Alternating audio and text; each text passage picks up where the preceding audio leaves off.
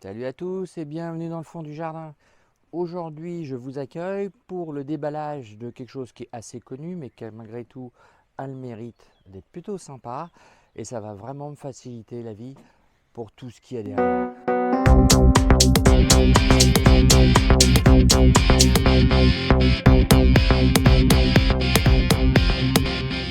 Alors, comme tout le monde, j'ai un terrain à tondre. Moi, il est grand. J'ai eu la chance d'avoir un grand terrain. Mais tondre avec un tracteur tondeuse, pour ceux qui ont toujours vu mes autres vidéos, ça a toujours été un peu la galère pour moi. Alors du coup, j'ai investi dans un petit robot qui va faire ça à ma place. Un, parce que tondre, c'est pas mon leitmotiv. Deux, parce que je pense que la technologie est assez mûre pour pas avoir à m'emmerder avec des fils et compagnie à mettre à droite à gauche. Et enfin, parce que globalement, le temps qu'il faut qu'il tonde en permanence, ça devrait me permettre de gagner ce temps-là sur autre chose. Parce que je passe entre 2 et 3 heures pour tondre. Et donc c'est quand même un peu chiant de perdre ce temps-là alors que j'ai bien d'autres trucs en tête. Donc le Luba Mini AWD version LIDAR. Donc c'est un robot tondeuse sans fil périmétrique, entièrement basé sur le capteur GPS natif et un LIDAR embarqué pour faire de la reconnaissance de terrain. Celui-ci sans antenne supplémentaire en RTK. Donc le RTK, c'est tout simplement un ampli de base du positionnement GPS avec relayé par le Wi-Fi et compagnie. Bon, c'était pour augmenter la précision. Là, celui-là, il en a plus besoin. Donc c'est vraiment, vraiment très, très pratique. Il a une petite base d'origine, etc. Donc on va le déballer ensemble et on va regarder ce que ça donne en termes de complexité de configuration. Je vous cache pas que j'ai vraiment rongé mon frein aujourd'hui pour le boulot, pour pouvoir l'ouvrir ce soir et vous le présenter. Alors première approche, déjà ce qui est vraiment bien, on a une belle présentation de base du robot. Bon l'ouverture déjà c'est sympa parce qu'on a plein de trucs expliqués. Certes pas en français, mais au moins c'est assez clair et ça présente le robot rapidement. Voilà, donc c'est pas mal, on a une belle présentation. Il y a un peu tout et une petite explication derrière qui est plutôt pas mal sur comment on le monte. C'est clair, simple, ainsi que pour le positionnement de la base, rien de compliqué en fait. Donc on va voir ce que ça donne. Donc là on a le principe du module LIDAR qui est là, qui est un beau module, plutôt pas mal en termes de taille. On va le mettre là. Ici, je sais pas ce que c'est. Là, alors les accessoires. La prise de courant, parce qu'il faut forcément qu'il quand même l'alimenter. Voilà. On a une petite brosse pour le nettoyer probablement.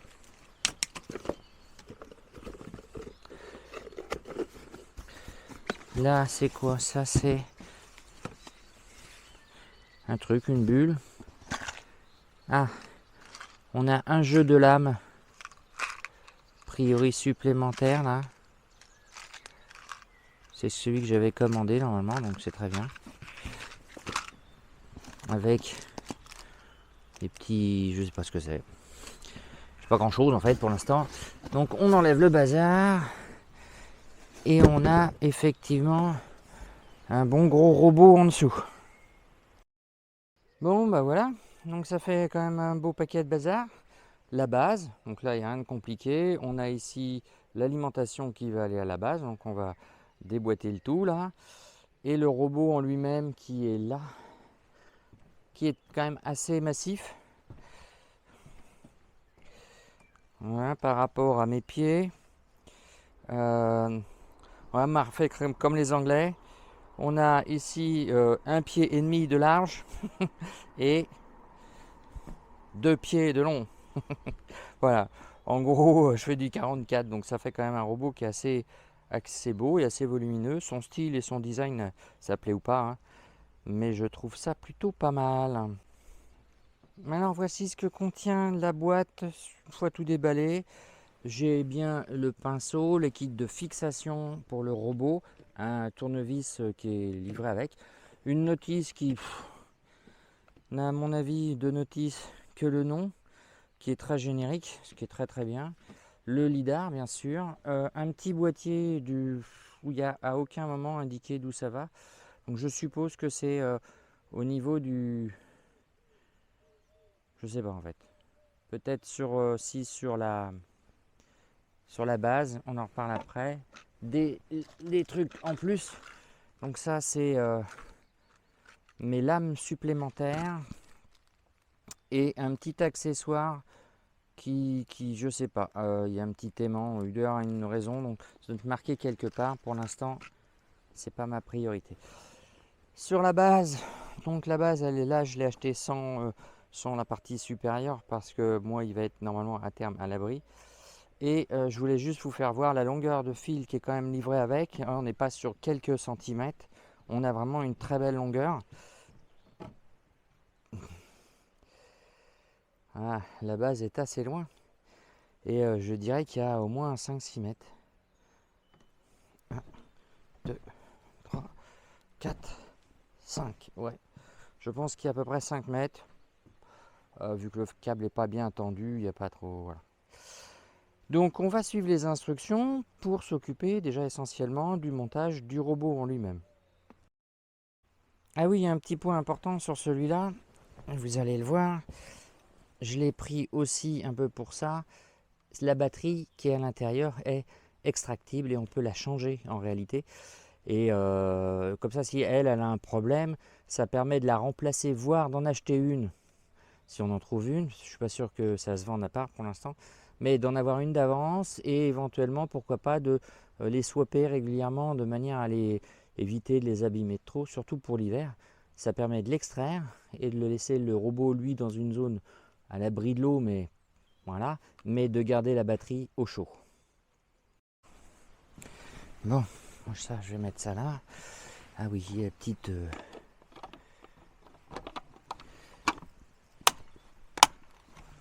Ok. Donc là, première chose, donc ça c'est la fixation du socle. Pour l'instant, j'en ai pas besoin là. Il faut monter le lidar, donc il faut enlever tout simplement la petite cache qui est là. Défaire. Donc on a des câbles, oui, les câbles qui sont assez courts, hein, mais ils sont déjà tout prémontés. Donc on a 3 câbles différents, un rond et 2 carrés. On ne peut pas trop se tromper, hein. Les vis sont prisonnières, ce qui est très bien. Donc on commence tout simplement par brancher. Il n'y a pas d'ordre d'indiquer, ça veut dire que globalement, hop. Ensuite on pose le lidar bien avec les câbles comme on peut, pour pas que ça gêne. On prend le tournevis qui est livré avec, et ça c'est plutôt sympa, mais au prix de la bestiole, c'est, j'aurais tendance à dire, le minimum. Alors je l'ai payé 1700 € avec l'ensemble livré et les jeux de lames en plus. Et on enlève la protection. Et voilà, c'est fini pour le montage du robot. Bon bah voilà, je viens de poser la base. Alors rien de compliqué, je l'ai posé à un endroit, pour l'instant elle n'est pas à l'abri. Mais après, elle va être bien abritée sur une zone bien dédiée. Ça va s'agrandir là pour mettre quelque chose, enfin surtout pour protéger ma remorque. Je vais agrandir, donc je vais profiter pour faire une zone dédiée pour la base, qui sera donc à l'abri de la pluie. Branché rapidement pour l'instant à l'extérieur, mais ça on va changer aussi. Et je vais faire en sorte qu'il passe pas trop près quand on va faire le tour.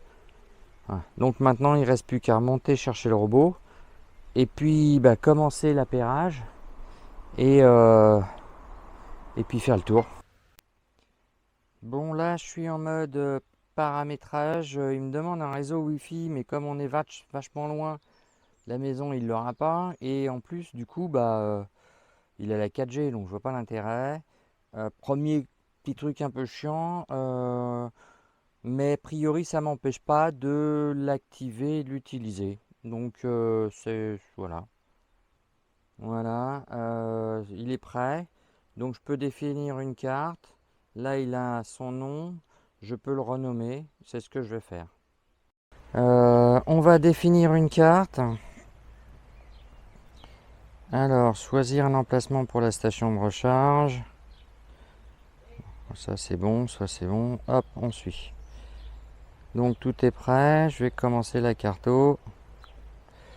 Alors, on peut allumer le phare. Waouh, bon. La lumière est allumée, je suis content. Je l'éteins, ça me sert strictement à rien. On va démarrer, il va se désarimer et il va nous dire si tout est bon.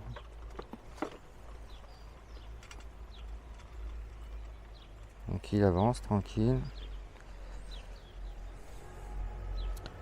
Déjà, malgré la gueule du terrain, ça n'a pas l'air de le bloquer. Je sais pas si moi je bloque, je sais pas, je vais reculer quand même au cas où. Là l'idée c'est qu'il apprenne de l'endroit où il est censé être hein, à l'origine. Donc il a positionnement GPS et les trucs ultra fins c'est avec le lidar. Voilà, donc là il a fini, il a réussi. Donc on va commencer à cartographier une zone de travail.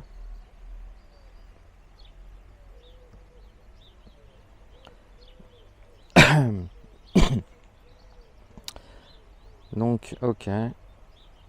Donc là ils expliquent hein, en cartographie manuelle. On peut le faire en automatique. Le périmètre il n'est pas aussi simple que ça, donc on va le faire à la main. C'est compris. On démarre. Donc il vérifie encore l'environnement. Alors ça c'est un peu chiant quoi. 2 fois de suite là. Puis après on verra.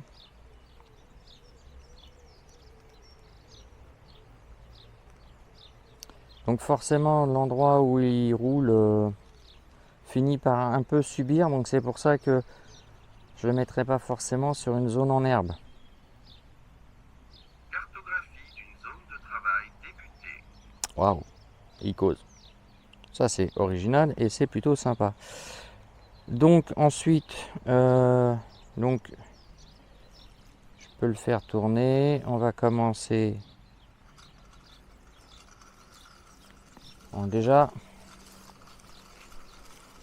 il va vite. Je sais pas si vous voyez, mais hop.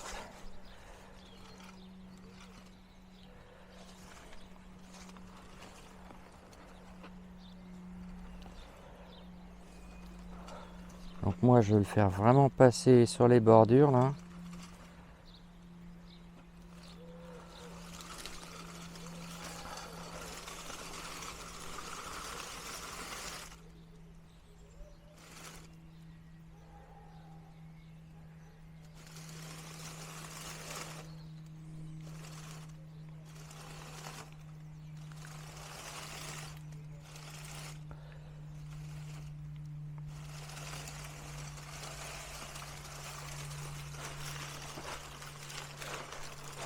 Bon, je vais faire le tour et puis je vous reprends après. Bon, bah je viens de faire un premier tour, donc comme vous pouvez le voir sur le téléphone, enfin je suppose. Lulu il s'est bien baladé, moi derrière, j'ai mis bien 10 bonnes minutes hein, à faire le tour. Et j'ai pas tout fait en fait, j'ai fait qu'à la grande partie. Du coup, bah là je vais continuer tout simplement à voir ce que ça peut donner, soit je l'entends tonte, soit je modifie, soit je crée. Je vais déjà faire une première passe en tonte, voir ce que ça donne. Et essayer de voir les réglages de hauteur. Bon, le truc bien, c'est qu'il indique sur la zone de travail la surface déjà mesurée. Donc, il estime le temps, 629 minutes. Les réglages sont par défaut et ce que je vais faire, c'est surtout mettre une hauteur la plus haute possible. Parce que là, il faut voir ce que c'est. La vitesse, bah, je vais le laisser par défaut pour l'instant, mais il paraît qu'on peut augmenter. Donc, on va voir. Je lance ça et puis on en reparle une fois que ça aura donné quelque chose. Ça a été pas du tout compliqué à mettre en œuvre, mais vraiment, vraiment très simple. Et ça, je trouve que c'est royal. Maintenant, il n'y a plus qu'à le laisser tomber. Et là, ça tombe vraiment bien parce que c'est très haut. Vous voyez bien que c'est très haut. Et ça tombe. J'ai mis plus haut, au plus haut quand même, parce que je veux pas non plus tomber trop bas. Mais ça tombe bien. Donc on va le laisser tomber. Il va se démerder. Il a jusqu'à 22 heures pour tomber. On verra ce qu'il fait. Et puis demain, il va poursuivre.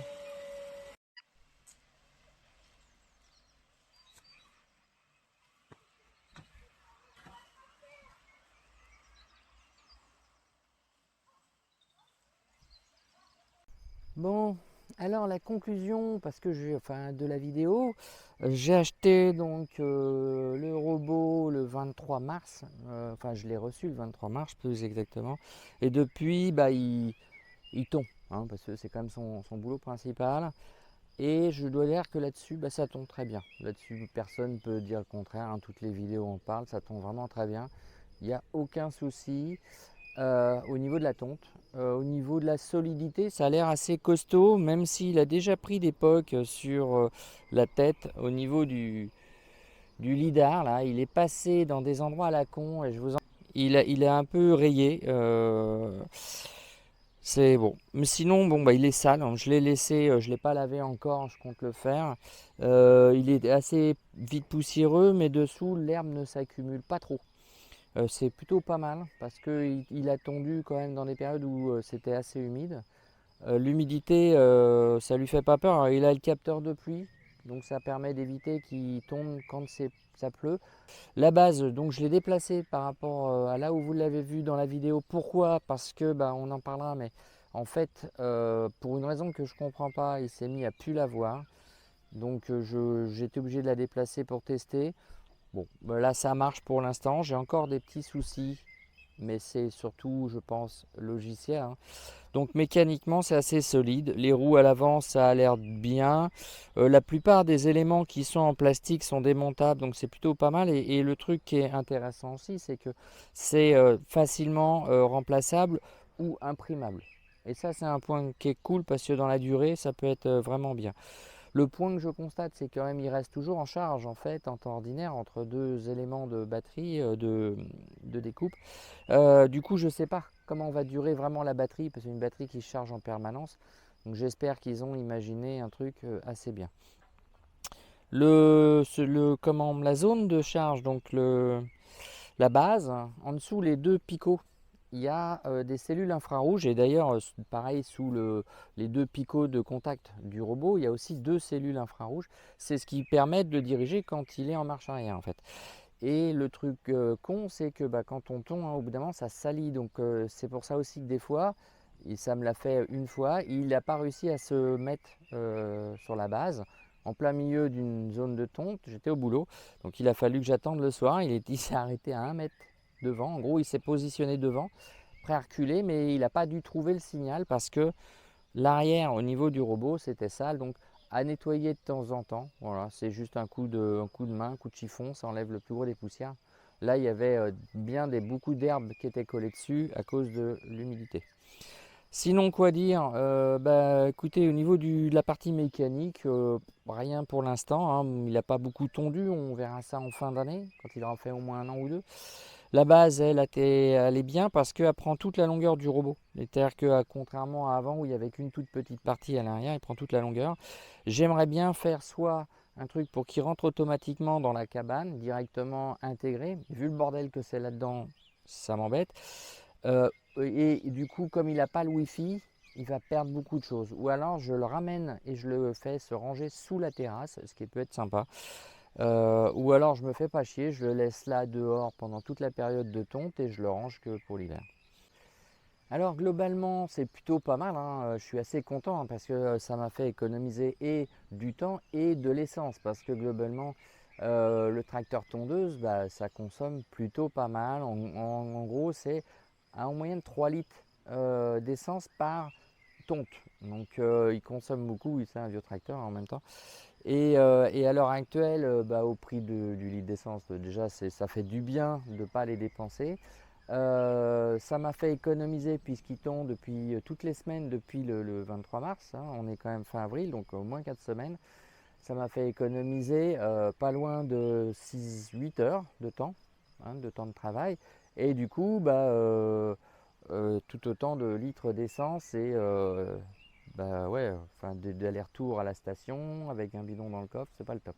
En tout cas, ça, pour moi, c'est le point le plus positif de ce que ça apporte. Ensuite, dans la partie compliquée, le logiciel, globalement, on va pas se mentir, le robot est bien, mais le logiciel, il est adapté vraiment pour des terrains à l'anglaise. Vraiment un truc où on tombe pour faire du gazon golf. Voilà. Alors, ce qui est très bizarre parce qu'ils font des robots qui font 3000 mètres carrés. Et en fait, lorsqu'on fait le détourage, on ne peut pas, par exemple, en dehors de faire des zones d'exclusion de là où on ne veut pas aller, on ne peut pas, par exemple, sur l'application, faire le périmètre et puis dessiner des zones dans lesquelles on veut, par exemple, ne pas tondre pendant toute l'année. Hein, comme moi, j'ai l'habitude de faire dans mon terrain, je mets des zones, on va dire, un peu où je laisse l'herbe monter, pousser, parce que j'aime bien l'aspect que ça lui donne. Ça laisse les fleurs sauvages pousser. Et en fait, quand les herbes sont hautes, ça me fait penser à la mer. Enfin bon, j'aime bien, c'est mon côté marin. Et le logiciel ne permet pas de faire ça, alors que dans les versions qui viennent de sortir, là, on peut dessiner ce qu'on veut, type des ballons, mettre du texte. Et à la rigueur, je m'en fous un peu. Moi, j'aimerais bien pouvoir dessiner une zone sur l'écran et lui dire, bah là, tu tombes pas. Voilà, tout simplement. Une zone d'exclusion temporaire ou une zone d'exclusion sans avoir forcément à être au cul derrière le robot. Parce que actuellement, quand on fait une zone d'exclusion, on est obligé d'être derrière le robot et on ne peut pas faire la zone d'exclusion si on n'a pas délimité déjà une zone de tonte. Ce qui est un peu couillon parce que quand la zone d'exclusion est sur le bord extérieur de votre terrain, vous avez un problème de chevauchement de zone entre la bordure que vous faites quand vous faites le premier tour et la bordure de la zone d'exclusion. Moi j'ai essayé ça et ça m'a foutu un bordel pas possible et même à un moment donné il est resté bloqué parce qu'il n'avait plus assez de place pour passer à travers la zone d'exclusion et il n'a pas reculé pour repartir dans l'autre sens parce qu'il n'avait pas assez de place pour tourner. Parce que la zone d'exclusion c'est une exclusion pure et dure, c'est pas un truc où il peut éventuellement rouler un peu dessus, c'est pas possible. Et c'est un peu en ça que je trouve dommage. Le logiciel pour moi c'est le point le plus chiant et le plus mal fichu globalement. On a des options qui ne sont pas toujours très claires, la traduction elle est un peu bancale. Par exemple, plutôt que de cliquer quand on clique sur des options et qu'on doit valider ou accepter, c'est marqué décliner ou définir. Enfin, c'est jamais vraiment très propre. Et bon, je sais que c'est en évolution. Hein. J'ai déjà eu 3 mises à jour du firmware du robot et 2 du logiciel, de l'application. Du coup, je pense que ça peut que s'améliorer. Concernant le logiciel, qu'est-ce que je peux vous dire de plus? En dehors du fait qu'il ne soit pas vraiment pratique, même s'il s'améliore, il y a des points qui m'énervent un peu. Par exemple, quand on le pilote, donc on est derrière lui, certes, mais quand on veut faire plusieurs zones. Moi, par exemple, dans le terrain, là, j'ai du coup, vu que les zones d'exclusion étaient pourries, que ça ne marchait pas, j'ai fait des zones de tonte. J'en ai fait 5. J'ai fait une zone où il y a des chemins, fait comme une grande croix, et des petites zones au centre. J'ai vraiment beaucoup de galères parce que si on superpose beaucoup de fois ou longtemps, ou je ne sais pas comment que ça marche, mais une zone de tonte sur une autre, eh ben, il ne valide pas la zone de tonte que vous venez de définir. J'ai essayé 4-5 fois, ça ne marchait pas. Ça, c'est un peu chiant. Donc, il faut vraiment être au plus près de la bordure de l'autre. On peut mordre, il n'y a pas trop, mais pas non plus de dingue. Et ce qui fait que du coup, on est toujours un peu en train de regarder sur son téléphone, savoir si on est sur la bonne bordure ou pas quand on a un terrain qui est déjà tout tondu. Alors, à moins de s'amuser à faire un tracé à la bombe, je ne vois pas comment on peut bien le suivre. Et quand on zoome donc sur la position du robot pour voir si on est bien ou pas, dès qu'on le fait bouger, il dézoome pour avoir la totalité du parcours. Mais on s'en fout en fait. Nous, on veut regarder ce qu'on est en train de faire. Et ça me gave parce que je trouve que c'est vraiment un petit détail qui en fait n'apporte strictement rien. Surtout qu'on a un bouton qui permet de recentrer, qui pourrait à la rigueur mettre le zoom global. Et quand on arrive à la fin, quand on a un terrain de 1500 mètres carrés comme moi, quand on arrive à la fin du premier périmètre, qu'on n'arrive pas bien à identifier l'endroit où on a démarré, parce que si vous la loupez, si vous êtes trop loin, etc., ça ne marche pas. Il faut vraiment être assez proche, à 1 mètre de la zone de départ, voire même moins. Et ben, moi, je zoome, j'avance un peu, boum, ça dézoome, et du coup, le truc, ben, on ne le voit plus, le point d'arrivée. Donc, mon astuce, c'était de me balader avec un piquet ou un truc, c'était une grosse soupape que j'avais qui traînait. Je la posais au point de départ, je faisais le tour, et comme ça, j'étais sûr d'arriver au bon endroit.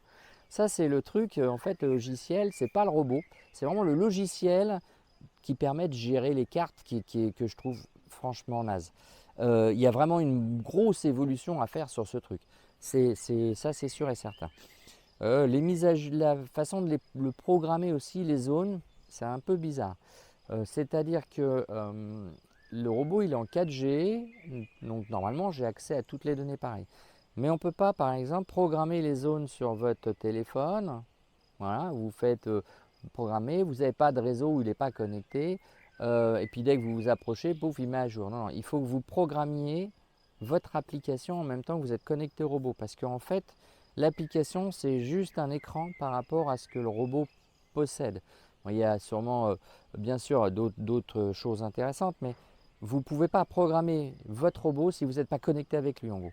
Ce n'est pas un truc qui permet de le faire un peu offline par rapport au robot, d'arriver sur le robot et de mettre à jour votre programmation. Ça ne marche pas.